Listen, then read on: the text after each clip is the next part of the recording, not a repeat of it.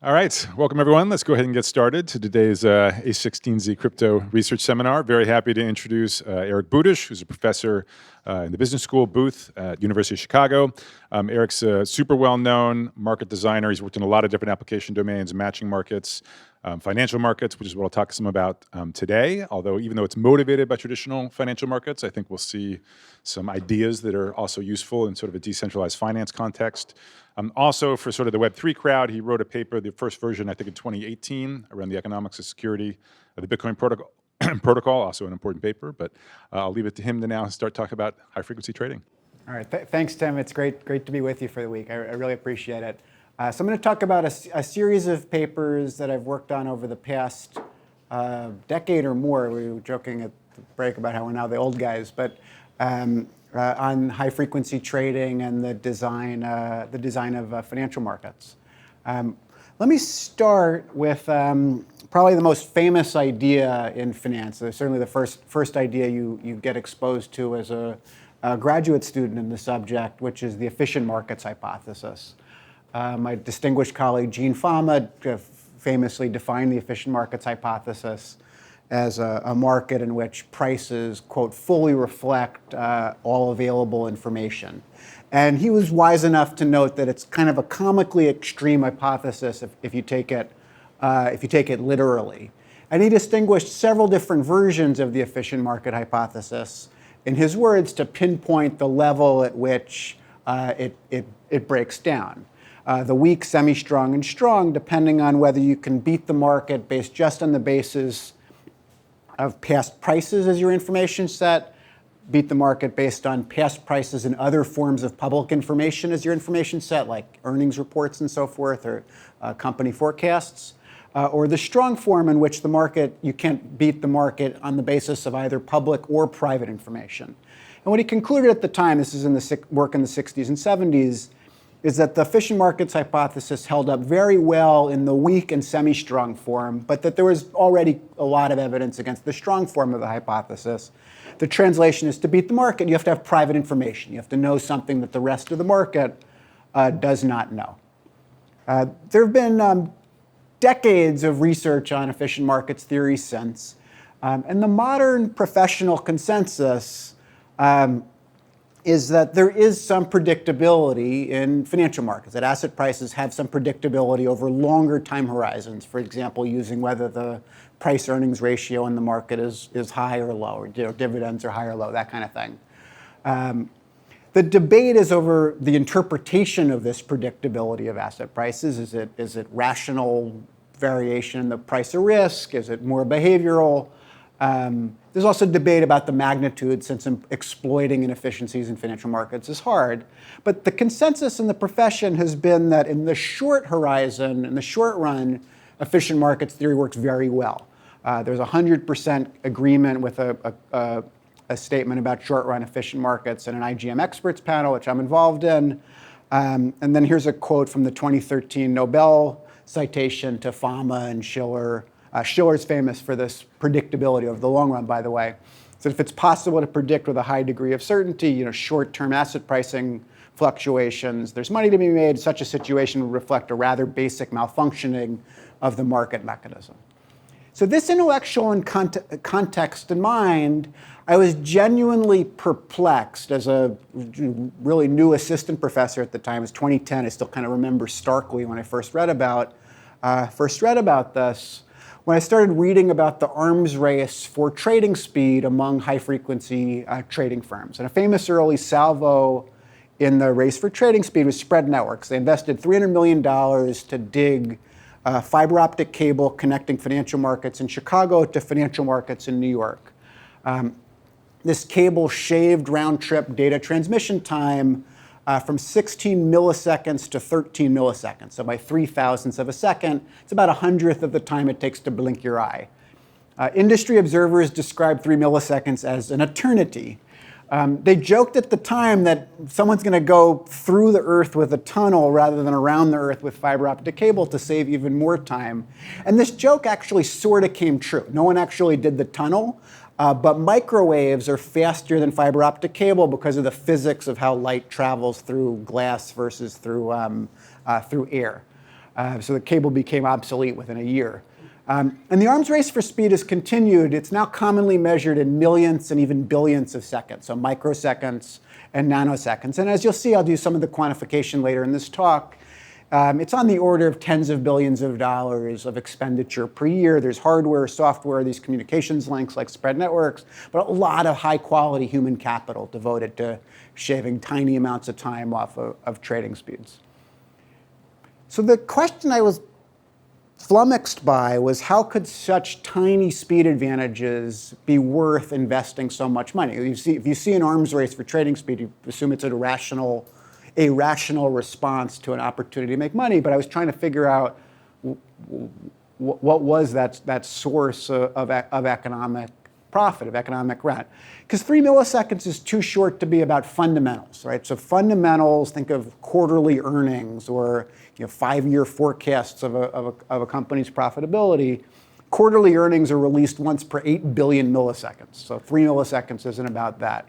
And the opposite of fundamental information is what's called technical information. And economists have long been very skeptical about trading based on technical information. So when you see on CNBC a chartist talking about a head and shoulders pattern or a 200-day moving average, economists kind of laugh at that stuff. They think it's not serious. Usually amusing, often comforting, but of no real value.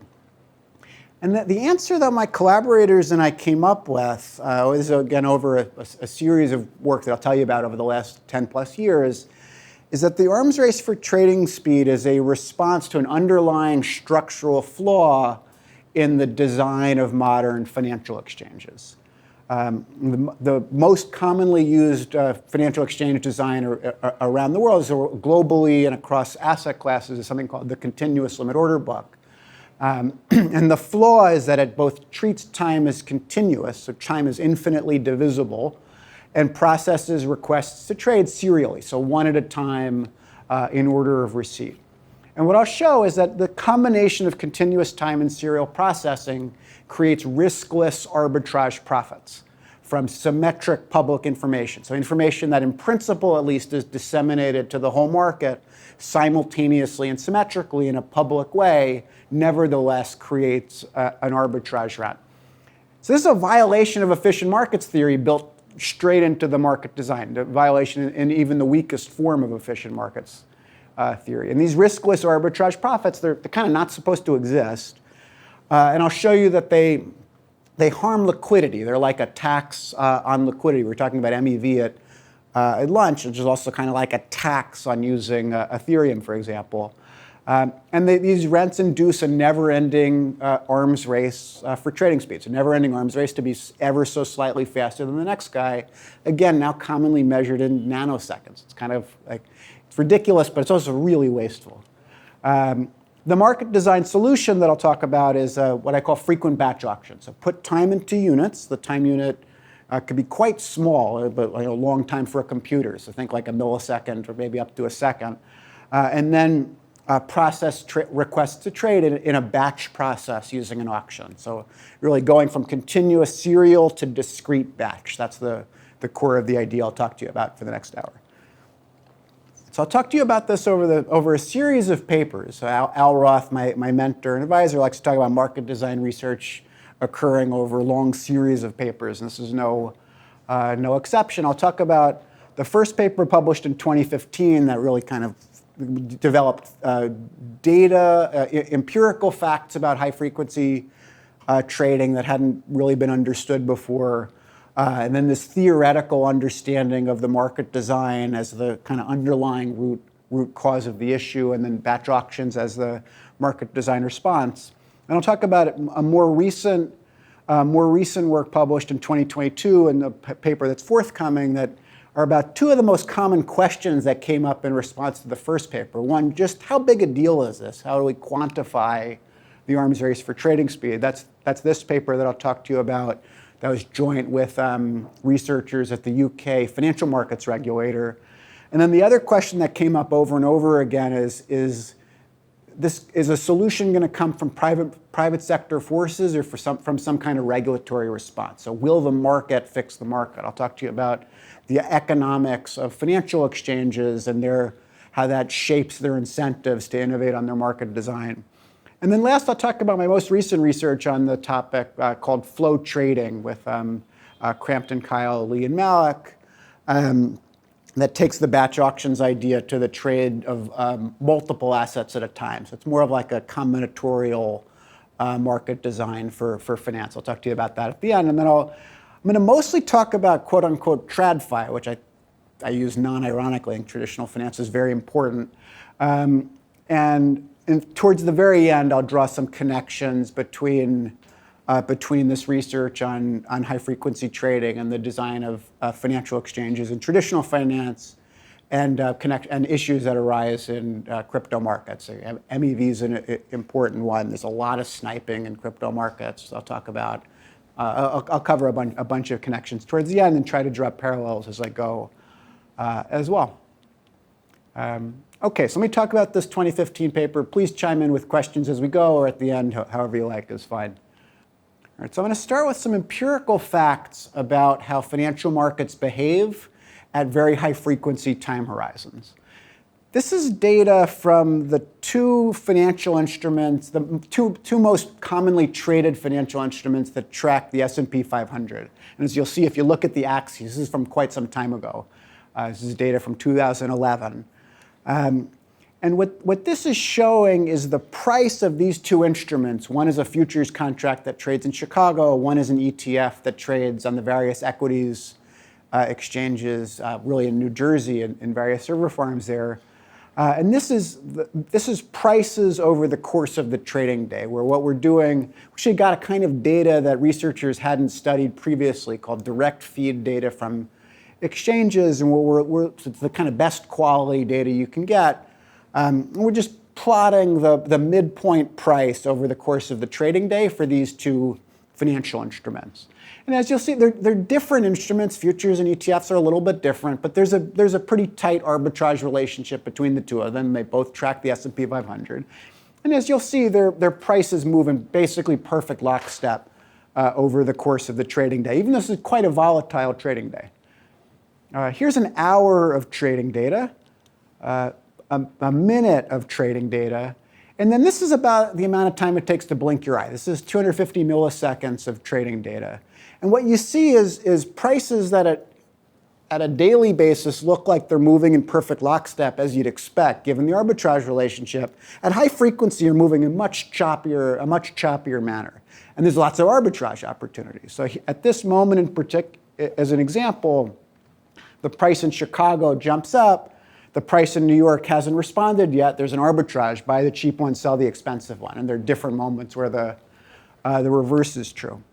So the next thing we did is we just count up all the arbitrages. We ask how long do they last, how much money is at stake, and so forth. So first of all, how long they last comes way down over time, over the time period of this data set, which was from 2005 to 2012. How much money the arbitrages are worth, this is per share traded, it's actually pretty flat over the course of the data set.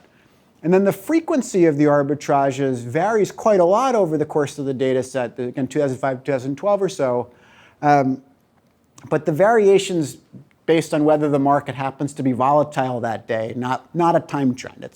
And which makes sense. Like if the market's really volatile, there'll be lots of opportunities to take advantage of slightly stale prices. This is probably my favorite chart from the paper. This is the correlation of these two assets at different time horizons from a millisecond up to 100 milliseconds. And these are two assets that at a daily basis have a correlation of basically 1, 0.99 something. They're really the same economic exposure. And what you can see is at 100 milliseconds, the correlation's getting higher and higher in each year of our data. It's nowhere near 1, but it's getting higher and higher in each year of our data. So this is information getting from Chicago prices into New York prices and vice versa, faster and faster each year. But at high enough frequency, the correlation is basically 0. If you think about it structurally, there's just nothing in the financial market architecture that could allow these two assets' prices to jump at exactly the same time. They're trading in two separate continuous limit order books. How on earth are they going to move simultaneously? So the correlation completely breaks down at high frequency. Eric, can I just ask you? Yeah. Is it true that breakdown at high frequency is really not predictive at all of a change in the underlying slightly longer time horizon correlation between the two? That is, it really is just, you see what I'm asking? Yeah, the way I think about it is there's some, and this will come through in the model, there's some fundamental, not super well understood process that drives just the daily fluctuation in, say, the S&P 500.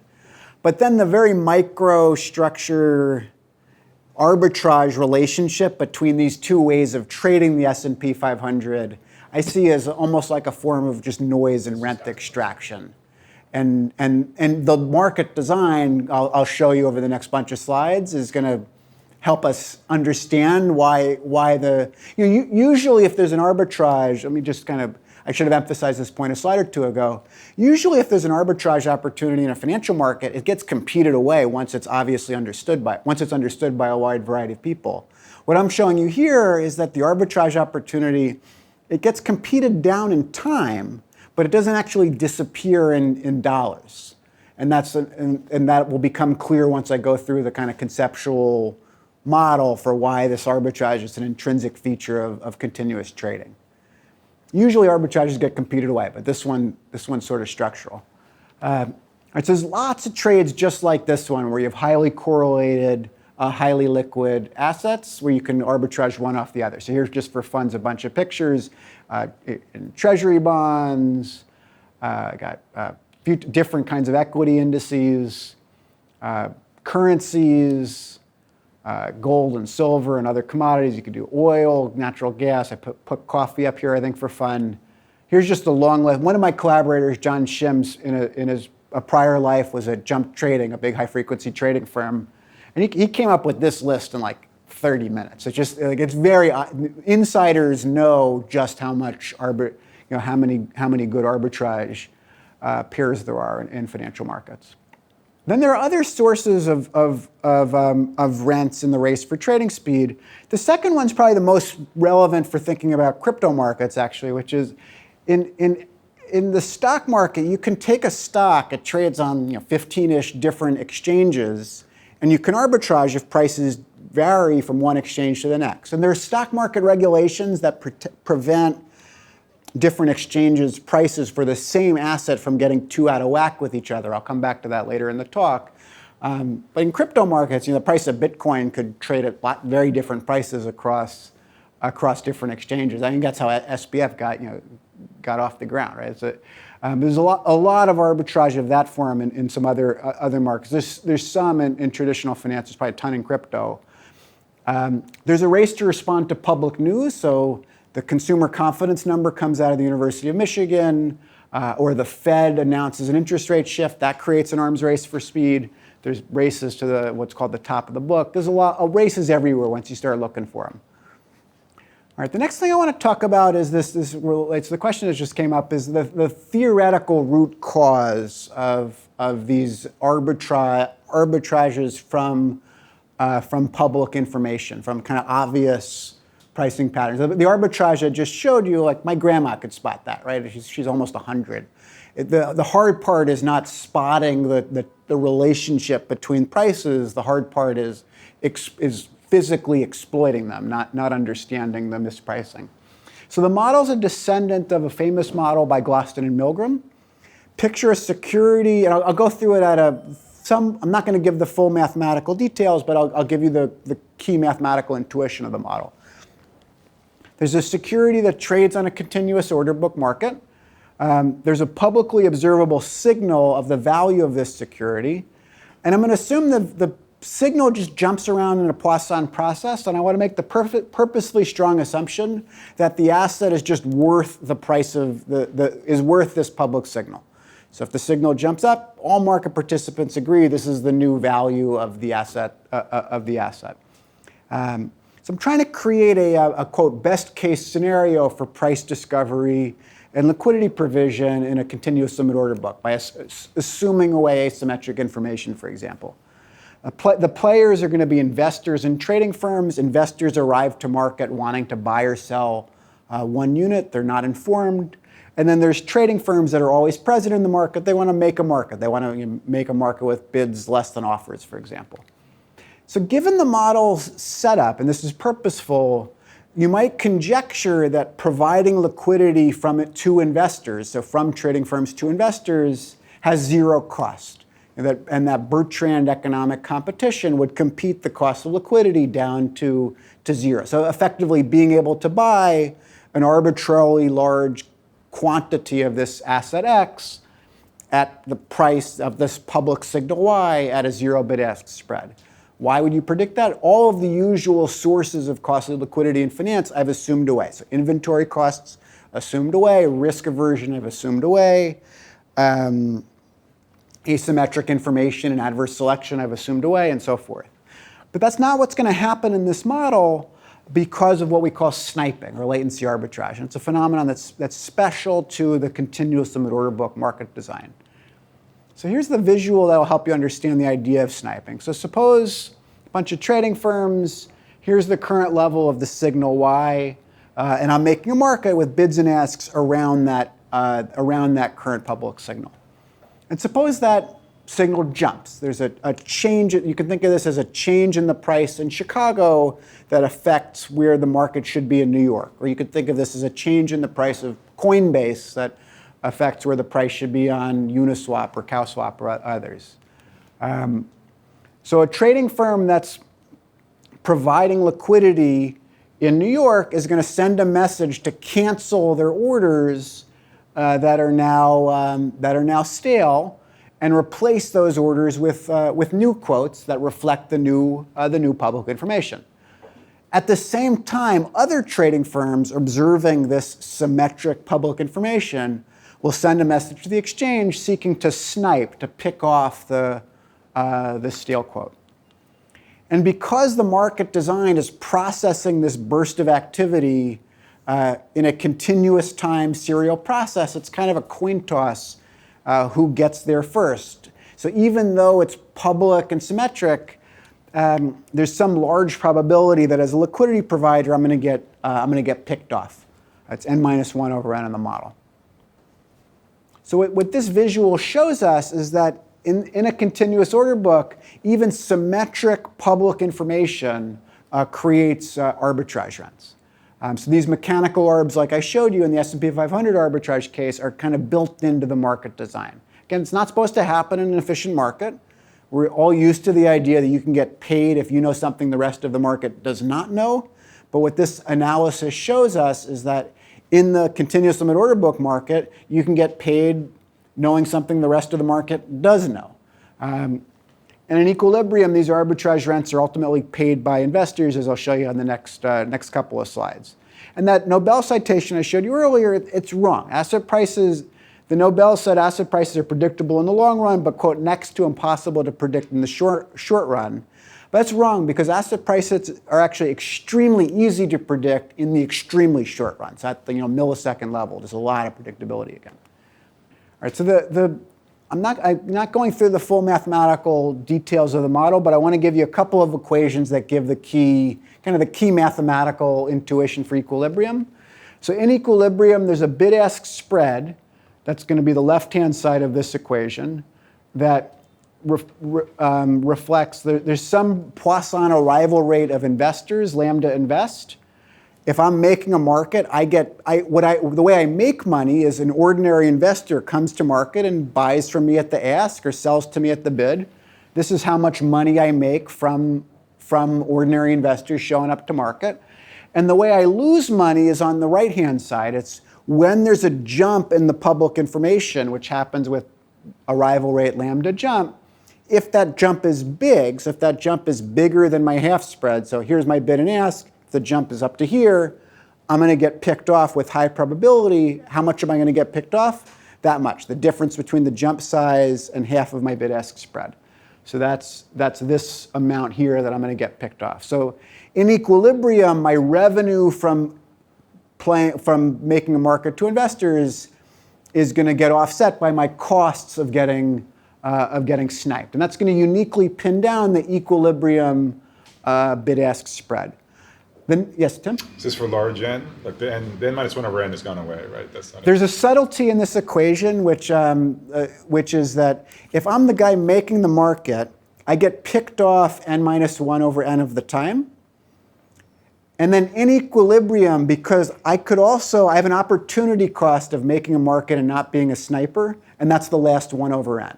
So if I'm a fast guy making a market, I get picked off n minus 1 over n of the time, and then 1 over n of the time. Yeah, 1 over n of the time I get out of the way, but that's my rent. That's the way I get paid. You get paid by being a successful sniper 1 over n of the time, and then I get that last little bit. If I'm a slow guy making the market, then I get picked off 100% of the time.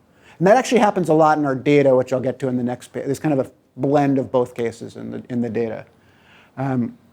If you then add endogenous entry, so now you can invest in a costly speed technology, you get one more equation where the left-hand side is, again, this revenue from liquidity provision, and then the right-hand side is how much entry is there, how much investment is there in trading speed. The economic interpretation of this equation is that the investment in trading speed dissipates the pile of rent created by sniping, which in turn gets passed on to investors as a larger than zero bid-ask spread. And again, in this model, the spread should be zero. In a richer model, which I work on in some subsequent work, you can have both sources of bid-ask spread, private information and public information. But this model is trying to strip out the non-essential ingredients. So you get this equivalence, again, the arms race prize, the expenditures on speed, and the cost to investors. So profits in an arms race have to come from somewhere. If there's profits in the MEV game, they have to come from somewhere. They're kind of a tax on users of Ethereum. So one of the predictions that comes out of this model is that the arms race for speed is never ending. So let me just show you some fun data on that. So here's the first microwave link between Chicago and New York. You'll see it zigzags a little bit. It's not a very straight line. But microwaves are faster enough than fiber optic cable that it was still faster than the spread networks cable. This microwave link from Chicago to New York, next time you're in downtown Chicago, visit Millennium Park. Here's the bean. And then here's the top of the Aeon Center, which is where one of the microwave hops is. So next time you're there, take a look. And then here's the microwave network filling out over a 6 or 7 year period. This is using FCC microwave license applications. I have good use of RA time, right? It's so you can see the line getting straighter and straighter in each year of our data. And you can also see down here that Washington, D.C. is in a very straight line link to Chicago and New Jersey. It's because a lot of symmetric public information gets released from Washington, D.C. So Fed announcements, the jobs number, and that creates sniping races. Okay, so the last thing I want to do for this paper, and then I'll go through some of the newer work, is how to fix the sniping problem with the idea of frequent batch auctions. So at a high level, frequent batch auctions take the current market design and make just 2 key changes. So time is treated as a discrete variable, not a continuous variable, and requests to trade are processed in batch, not serially. A little bit more fully, take the trading day, divide it into equal length batch intervals. I'll use tau as the notation. Think of tau practically for equity markets, it might be a millisecond. For the flow trading idea that I'll talk about towards the end, where you're trading portfolios of assets, it might be appropriate to use a slightly longer interval for computational reasons, so maybe a second. Still pretty fast, but a lot slower than nanoseconds. During the interval, you can submit bids and asks just like with the current language. You can freely modify bids and orders at any moment in time. Orders that aren't executed just stay outstanding in the market, all kind of just like standard limit orders. At the end of each interval, the exchange aggregates all supply and demand, if you will, all outstanding orders. There's 2 cases, either supply and demand cross or they don't. Yes, go ahead. Yeah, in the actual batch, during that time period, is there information being released back to traders? Wait till the bottom of this slide. So if supply and demand intersect, then they clear the market clears at a uniform price. Priority is still priced in time, but treating time as a discrete variable. So if my orders have been hanging out in the market for many batches and yours are new this batch, I have time priority over you. But if we've both arrived in this batch, we're treated as exactly the same. And then information policy, to your question, the same information policy is in the continuous market, where in the continuous market, I send an order to the exchange economically processes the order, and then I get an update of what happened. Like, oh, a new order got added to the book, or there was a trade at such and such a price. Same thing in the discrete time batch market, where I send the order to the exchange economically processes the order, and then I get and then the market gets an update. The difference is the economic processing is happening in discrete time. What's a big difference versus crypto markets? In crypto markets, you send the order to the exchange, think of it as sending an order to the mempool. It's then like public and visible for all to see before it gets economically acted upon, and that gives rise to lots of rent extraction. It's a bad design from the perspective of financial exchange design. I mean, it doesn't make any sense. Okay, so after each interval, report all the trades, report all outstanding orders, just like I was talking about. I find it helpful to think about the FBA proposal through the lens of 3 cases. I found this to be a helpful way to explain it. The first case is in a particular batch interval, so picture a millisecond, nothing happens. So then what's going on? There's a lot of orders to sell and a lot of orders to buy, and they're just kind of flashing to the market once per millisecond, if you will, just hanging out, providing liquidity. Just like in a limit order book, how there's an outstanding bid and offer, that's the analog in a batch auction market in periods of calm where not much is happening. A second case is that there's a small amount of trade. So the market's kind of hovering, bid 10, ask 12.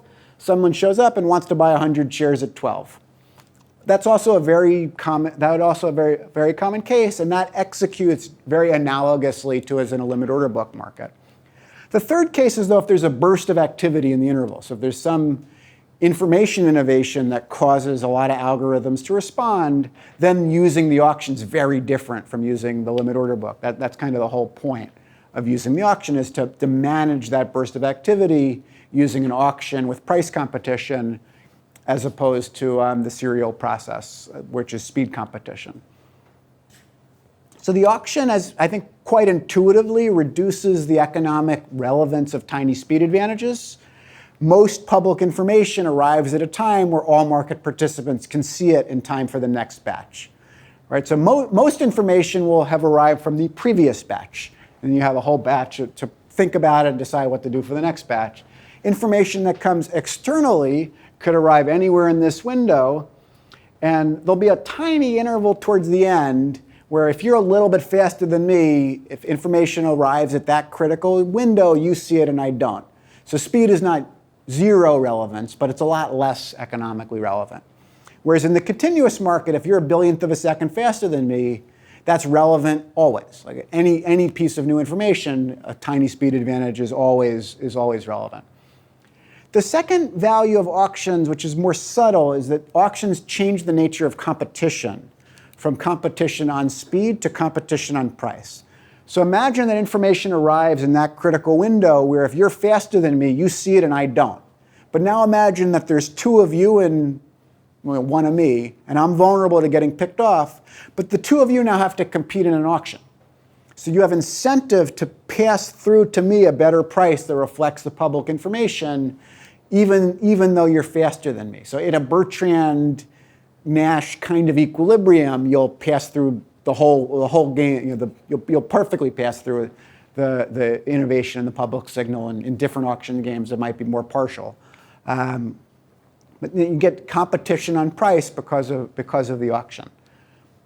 There's a conceptual point that I like to make about the purely computational benefits of discrete time. I think this is a good topic at the intersection of computer science and economics, so I want to briefly advertise it here. which is continuous time markets at some computational level make no sense. It's as if they're assuming that computers are infinitely fast, and we all know computers are very fast, but they're not infinitely fast.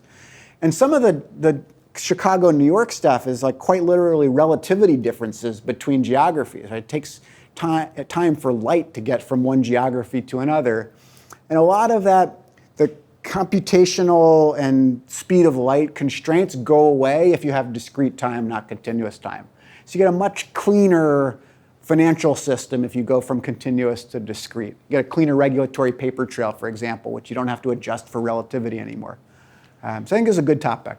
All right, next paper I want to talk about is about quantifying the sniping problem a lot more widely and broadly than we were able to do in the previous paper, using a really cool new type of data that I was able to get by working with regulators who used regulatory muscle to get a kind of data no one had gotten before. I see a hand up. Yeah, go ahead. Yeah, I just, on the second to last point, I guess, about the lower powered but arms race incentives still exist. It seems like the magnitude of those incentives is decreasing in the time interval. Yeah, the key ratio in the paper is delta over tau, where delta is the speed difference between you and me, and tau is the time interval.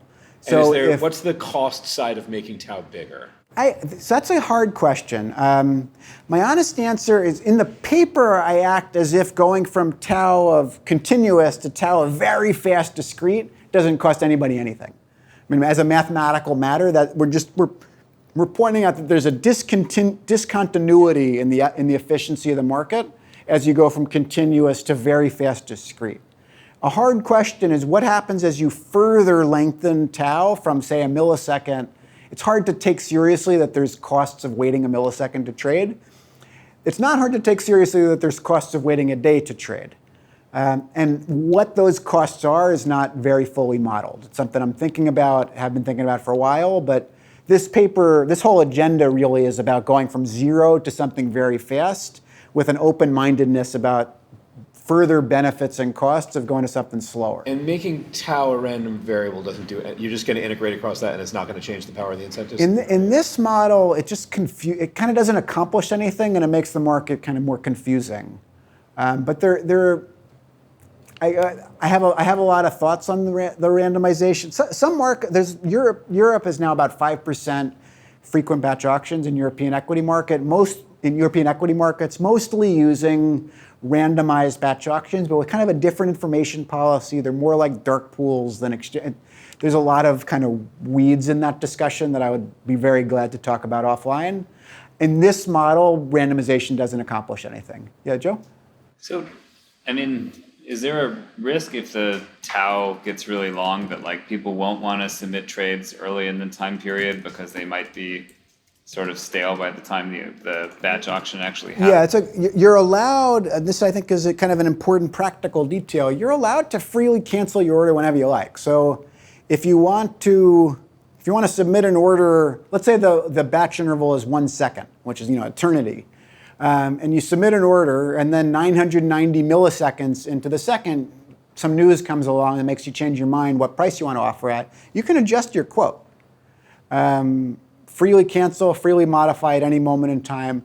You can't confuse the market by sending a message, canceling it, sending it, canceling it, and having that all get disseminated publicly. So that's part of why information gets disseminated in discrete time, is to not open up scope for gaming with non-actionable orders because if I release an order to buy a lot and then cancel it at the last second and send in an order to sell a lot, that's like manipulation that doesn't accomplish it. So when you say you can't, is that kind of from a TradFi, like it's a legal standpoint?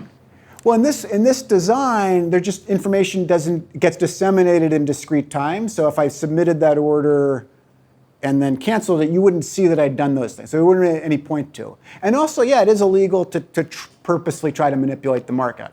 And I think there's good reasons that we have those laws, but that's another longer conversation. I think a lot of TradFi rules and regulations were just discovered for good reasons, and crypto is rediscovering some of those principles slowly.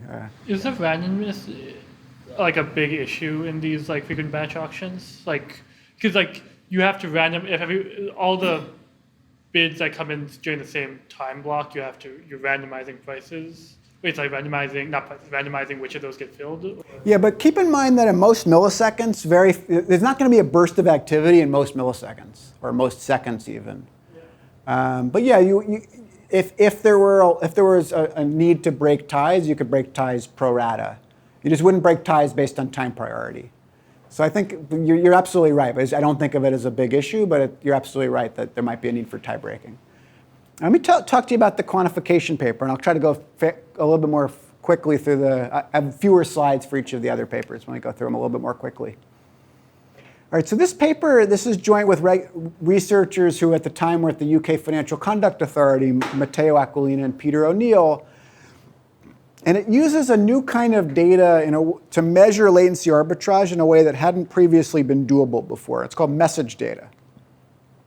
So limit order book data, like we used in the previous study and that's widely used in financial research, provides a complete play-by-play of the limit order book. It's great for lots of studies. But what it doesn't have is if Tim and I are racing to pick off a stale quote and Tim wins and I'm a little bit too late, it doesn't have the fact that I tried to get that trade and just missed, because I'll get bounced back with essentially an error message. Or if I was trying to get out of the way of Tim picked me off and I just missed canceling, limit order book data won't have that I just missed, because I'll get bounced back with kind of an error message, you're too late to cancel. So the simple insight of this paper is that these failure messages, these attempts to trade that fail, are a really good empirical signature of the fact that there was a race going on. Because races have winners and losers. Limit order book data, you see that someone traded at 12, but you don't see that 3 other people tried to trade at 12 and just missed.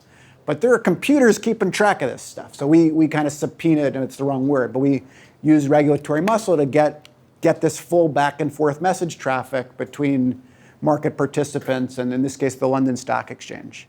But only the regulator has that data? Like the traders themselves, besides their own rejections, they wouldn't see? The traders themselves would see their own rejections. The exchange keeps it, but more in an audit trail sense. Like they keep it to audit in case something is disputed, but they weren't keeping it in a user-friendly format, and I don't think that was to make our lives difficult as researchers. I think this data just isn't studied very much unless there's a need to audit it. But it's really great for studying high-frequency trading. So we were the first, to my knowledge, the first ever to really study it. So we got message data from the London Stock Exchange under a formal request. 9 weeks of message data for the whole UK stock market from fall 2015 with millionth of a second level accuracy. This data allows us to directly quantify a lot of stuff I was super interested in quantifying for a long time. How often are there races? How long do they take? How many participants are there? Are the winners and losers pretty concentrated? How much is it worth overall? So here's a visual of how a stock exchange architecture is fairly typical of how it works. A trader would send a message to the exchange, so I want to buy 100 shares at 12. It passes through one of a bunch of gateways on its way to what you think of as the exchange itself, which is sometimes called the matching engine. The matching engine would do something like add this order to the book or execute this order against the resting order, and then send messages back to that participant saying like, oh, you just added an order to buy 100 shares to the book at 12. And it would also send messages back to public data feeds, like there's a new order to buy 100 shares at 12. And we grabbed all of the message data just outside of the boundary of the exchange's systems, on the way in and on the way out. So we could see, for example, if T1, T2, and T3 were all trying to trade the same 100 shares at 12 at very close to the same time, we'd be able to see that in this data. The way we define a race is we look for cases where there are multiple participants, same symbol, same price, and same side of the market. So buy at 12 or cancel my offer at 12, where there's either a mix of offers to buy and attempts to cancel, or just a lot of offers to buy, where some succeed and some fail, all at quote the same time. And of these, the first 3 are kind of empirically trivial to define. We do some sensitivities around each one. the same time is harder to define empirically because in a theory model, there's such a thing as the same time. You make time discrete and you analyze what happens at the same time. In data, no two things happen at exactly the same time. So the main approach we look at, and what I'll show you results from, is two messages are said to be at the same time if they're sufficiently close together in time that the second couldn't possibly be a response to the first, just because the first didn't have enough time to kind of make the round trip. And that's about 200 millionths of a second. As you'll see, the modal race is really 5 to 10 millionths of a second. So the modal race is much faster than even that. So here's the main results of the paper. First of all, races are very frequent for large cap UK stocks, about a race per minute. They're fast. The modal race lasts between 5 and 10 millionths of a second. So that's you blink your eye, it takes 300,000 millionths of a second. It's really, really fast. This was kind of astonishing to me. So over 20% of the UK stock market, and this is back in 2015, was high frequency trading races. So that just kind of pause for a moment on that. A huge fraction of the market volume is trading races. Race participation is very concentrated. The top 6 firms win over 80% of races. They also lose over 80% of races, which makes sense given the model, right? We're kind of racing, I win sometimes, you win sometimes. The top firms are also disproportionately aggressive, so they're disproportionately taking stale quotes, and this relates to Tim's question earlier. It's actually fairly frequent that the guy being sniped isn't as fast as the guy's doing the sniping. I don't see identities, just to be clear, but we can track if it's the same firm over time, all anonymized. Races are small per race, so they average about a couple bucks, half a tick. But because it's 20% of volume, it adds up. So there's a couple different ways to quantify what it adds up to. One is to use, and for those of you interested in this area, I really point you to this part of the paper, is to use empirical market microstructure decompositions of the cost of liquidity in financial markets. We augment those to add sniping. And sniping is about a third of the decomposition of the sources of the cost of liquidity and this is in traditional financial markets. So if those of you who are interested, I can point you to the relevant references and relevant part of the paper afterwards. But sniping is about a third of the source of the bid-ask spread in this market. You can also do some kind of theory-based empirics and ask, well, if you used a different market design that didn't have sniping, so specifically if you use frequent batch auctions, how much lower would the market's cost of liquidity be? And you have to take into account that as you narrow the market's cost of liquidity, that's a good thing, but that also is going to increase adverse selection as kind of an endogenous response, and that's a 17% reduction in the market's cost of liquidity. And then it adds up to a lot of money. It's about a half basis point tax on trading volume, which adds up to about $5 billion a year in stock markets alone. So if you extrapolate to bonds, foreign exchange, futures markets, options, like you get $5 billion is already real money, as they say, and you get to significant dollars per year. Did you say you have to extrapolate? Bonds don't trade in continuous order books normally, right? Some do, some don't. Treasury bonds in the U.S. do, some other bonds don't. There's a wide variety of market designs. So I want to talk about the magnitudes in this study for just one slide, which is there's a sense in which the magnitudes are huge, and then there's a sense in which the magnitudes are tiny. I think both are sort of true. The cost per transaction is actually pretty small. Like a half basis point tax on trading is not exactly a 5-alarm fire. But the sums as a whole are large. Like a third of the cost of liquidity is kind of massive. $5 billion per year in just the stock market, not even counting all the other asset classes that trade this way. I mean, you take an NPV of $5 billion a year, you can get to that's a lot of money.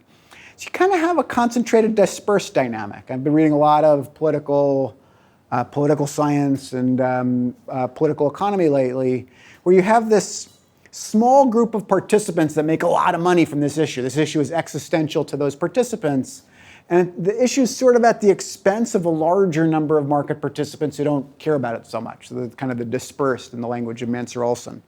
Let me talk about the question of will the market fix the market. And I'm going to do this paper very quickly and then talk about, this paper is now coming out in the Journal of Political Economy. And then I'll talk about the flow trading paper and then I will wrap. So market design research usually focuses on designing the best possible market mechanism for a given problem. And what we're going to study in this paper is a different kind of complementary question. Suppose you actually have a good market design for a given problem. Researchers have already done that part of their job. Will it actually get adopted by the private sector? What are the private incentives for stock exchanges to adopt, in this case, frequent batch auctions?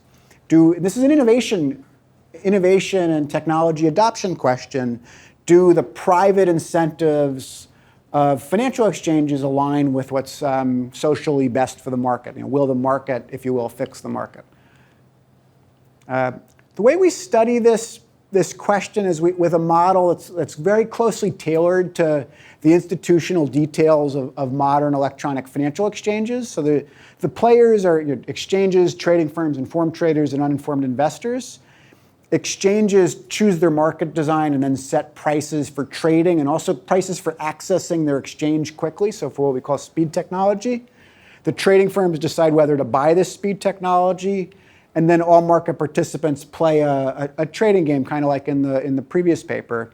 And we take the regulatory details of modern financial exchanges quite seriously in this paper. In particular, stocks are fungible across exchanges. That's an idea called unlisted trading privileges. And then the frictionless search and information provisions in regulation national market system in the US stock market. The first thing we do is we study what we think of as the status quo, the game in which all exchanges use the continuous limit order book design. In equilibrium of that game, trading fees are perfectly competitive. Where exchanges are able to make some economic profit is from selling speed technology. And the intuition there is that if I charge a high trading fee and you don't, that an investor choosing where to trade can just go to the market without the fee. So if Uber charges a much higher price than Lyft, you can go to Lyft.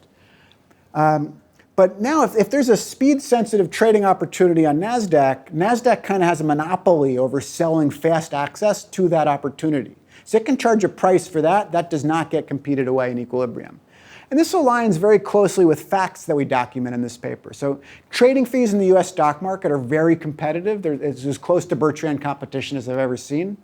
About 0.01 cents per share per side traded. So on a $100 stock, 1% will be $1.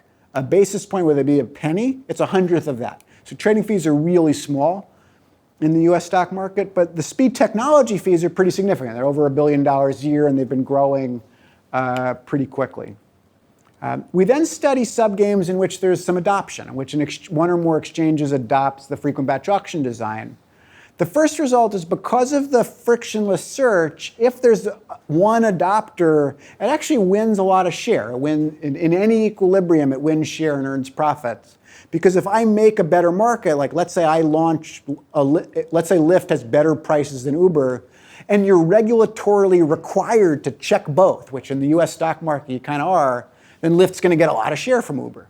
So it's not a chicken and egg problem.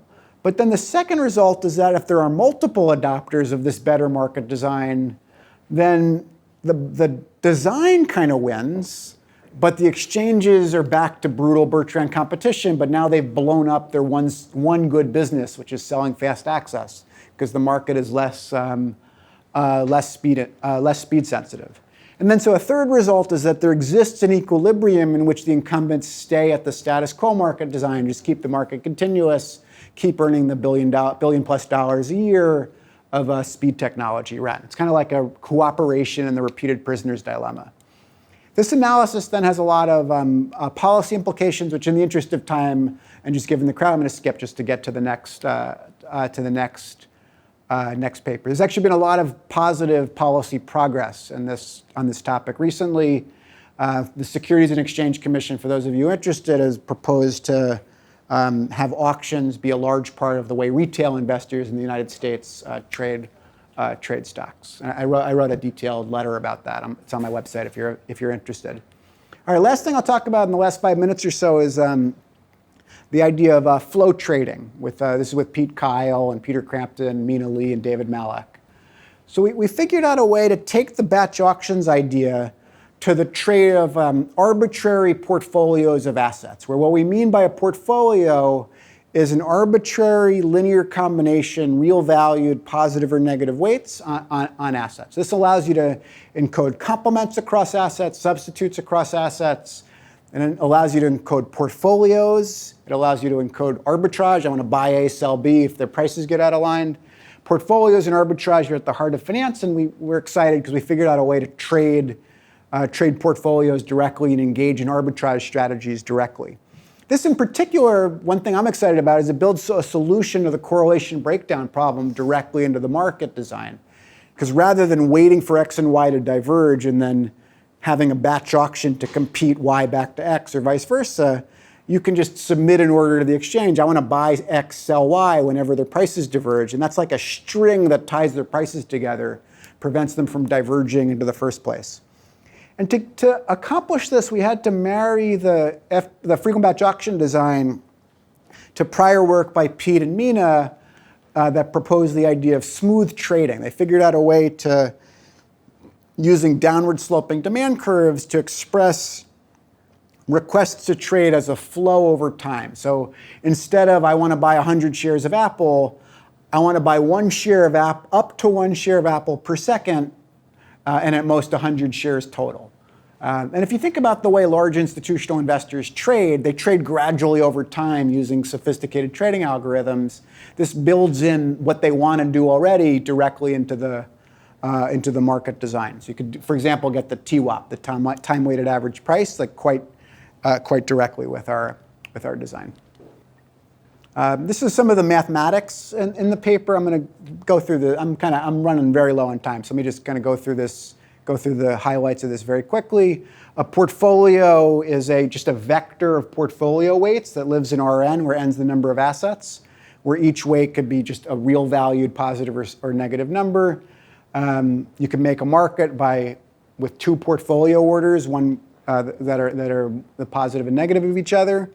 And the way you would express demand is with two limits. We call a lower limit and an upper limit, where the economic interpretation is if the price is the lower limit or better, trade at my full rate. So if I want to buy, say, 2 portfolio units per second, trade all 2 of them. If the price is at my upper limit or worse, trade 0. And then linear interpolation in between those two limits. And there's a maximum execution rate and a cumulative quantity to be executed. This is the math of one portfolio order. Eric? Yes? Should I think of this as kind of you're shooting for a maximum expressivity subject to computational tractability? Or? Yeah, what we get in this paper is we get something pretty expressive. I think is expressive in a way that's quite useful for finance. Right? You can express portfolios, arbitrage, you could do customized ETFs. Your ETFs are a huge fraction of the US stock market, and they're expensive. They cost investors on average 20 basis points. And you could build your own ETF directly with our language. It could be a long-short ETF built directly with our language. So it's very expressive, not arbitrarily expressive, and that's going to help us get existence theorems and then computational results. So we think of it as a sweet spot. It's a pretty good language that has existence results and computational performance. And there's no theorem I can say that it's the best such language, but I really like it. So that's short of a theorem, but it's a genuine, I guess, biased economic view. But that's the way we're thinking about the paper. That expressiveness, existence, computation. So hopefully a sweet spot among those 3. This is what I just told you about in the previous slide, just in math. Let me skip it in the interest of time. The market clears jointly across all N assets. So we all submit our orders to trade individual stocks or portfolios or long-short arbitrages or whatever. At any moment in time, so let's say the market's clearing once per second, the market has to find prices for all, say, 500 assets in the market.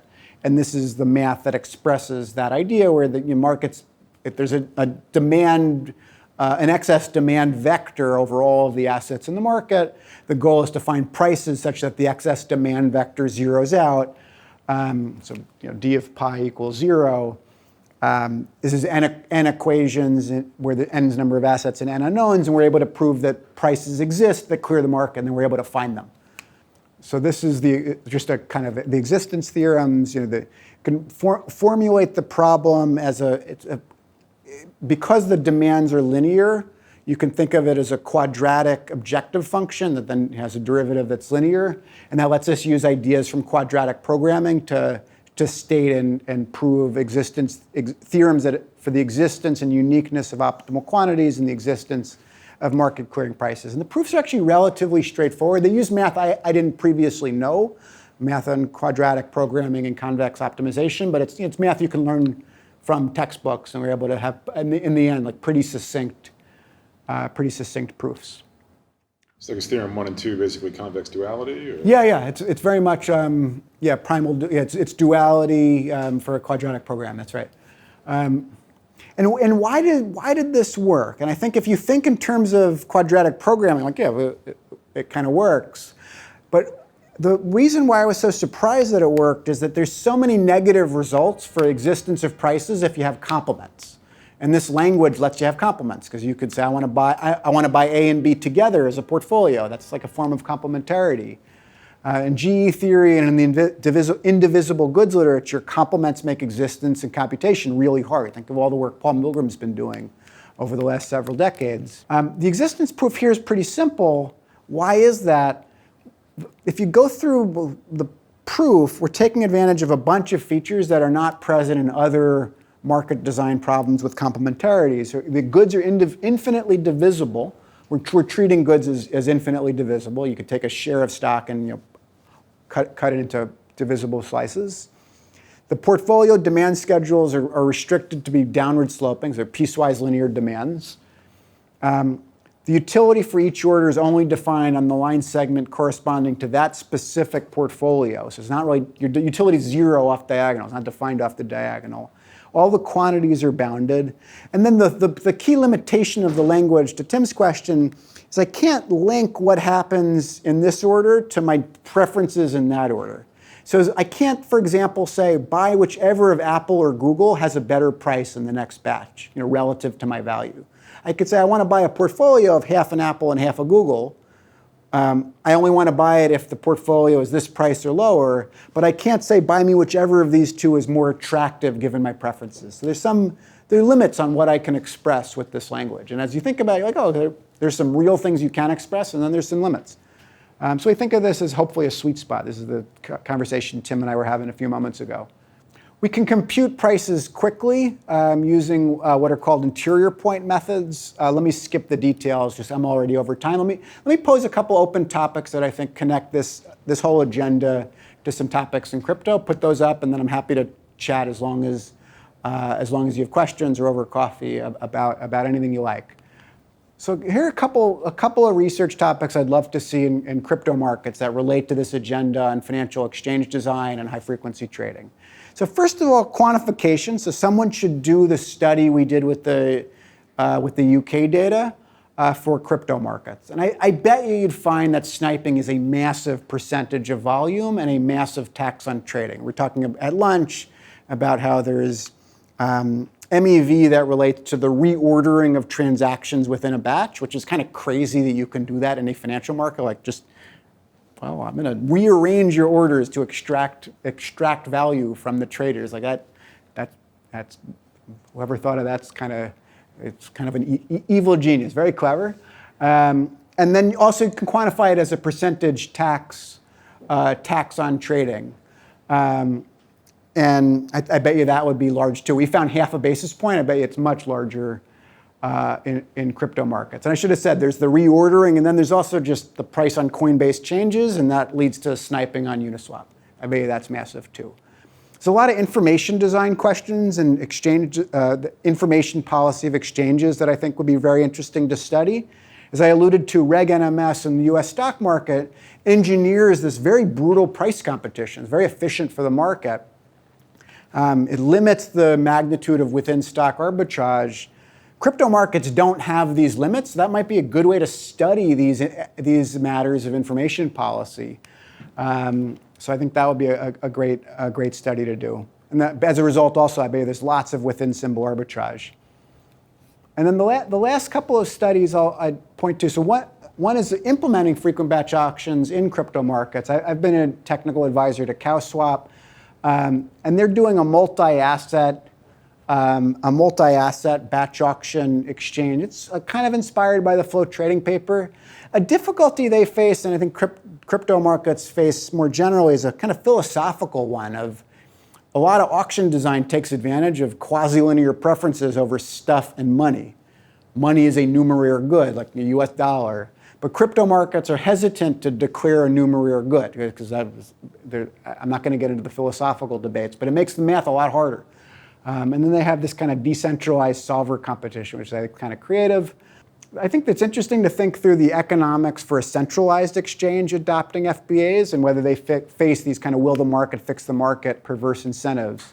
And then there's a lot of research around minor extractable value that I think is very interesting to study, very similar to the data and co-location economics we study in the will the market, fix the market paper. There's the quantification of the dollars and the tax. There's the question around exchange design to counter MEV. So FBAs would certainly do it, and I wonder if there are other complementary ideas. And I think a really interesting open question is protocol design to counter MEV. I mean, the fact that you can rearrange transactions in time to steal or extract money from the transactions is sort of crazy. It'd be really interesting to think about a protocol at a more abstract level than just finance that solves the MEV problem. Let me stop there. Thank you for your time and attention. Glad to chat further or take any questions you have. Thank you.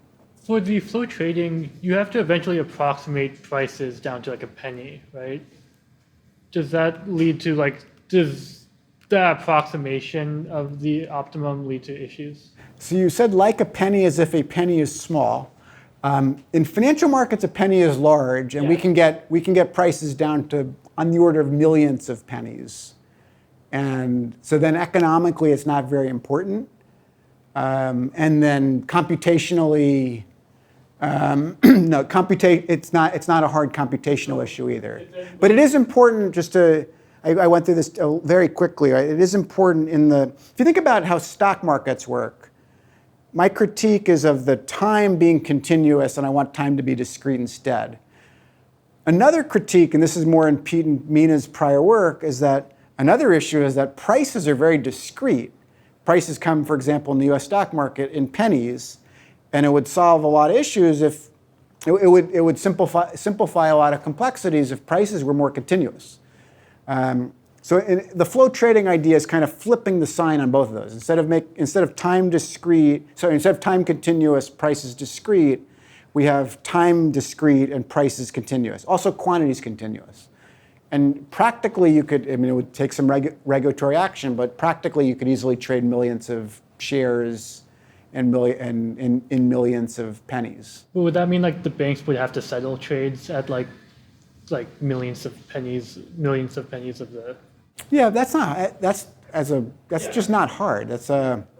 But yes, and because banks are really good at multiplying numbers together and then rounding. If you at the end of the day, if you round to the nearest penny, and no one's doing the Superman scam. That's I think that's going to be fine.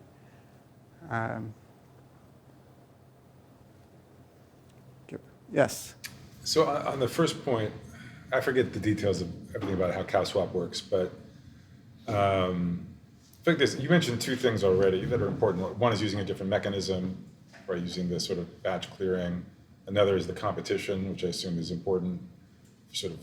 But then also there's isn't there information hiding, right? Isn't stuff not going through the public mempool? Instead, there's being hidden from other people to see. So I was curious, what do you think is driving? Which of these is the most important, do you think? That's a great question. So CowSwap, I've been a technical advisor to them. Yeah, they try to, again, if you put orders in the mempool, that's very snipeable. They're trying to avoid that. Thank you for bringing that up. The reason, they have this multi-asset batch auction design, which I think is pretty clever. The solver competition idea is because it's it's part philosophical and it's part practical, which is that the philosophical is, well, we don't want to, you don't want to have a centralized authority saying what the prices are, which to me, like I have a philosophy major from undergraduate. I philosophically disagree with that, but that's okay. I have nothing against exchanges saying what the price is as a function of clear rules. But the more practical difficulty is that a lot of the pricing data is external to CowSwap because it's pretty small. So a lot of batches are found by taking some orders that come into CowSwap and combining them with orders or liquidity on other exchanges and kind of doing a grand batch, if you will, between CowSwap and Uniswap, SushiSwap, all the other different places, all the other swaps out there, where you can where all of those. So the solver competition is a way of taking inside information and external information, where computationally it'd be hard to design the exchange that takes in all of the external information without like a reg NMS that says what the external information has to report to you. So the solver competition is a way of dealing with that incompleteness. So you can imagine CowSwap saying, here's the best exchange-only trade, and if you can do better than that, bringing in external liquidity, that's the solver competition. And that's in effect what they're doing with we call them envy freeness constraints. It's a pretty neat design. I don't want to get into a plug of I want to plug my own research. It doesn't feel appropriate for me to plug CowSwap, but I really like what they're doing. All right, thank you.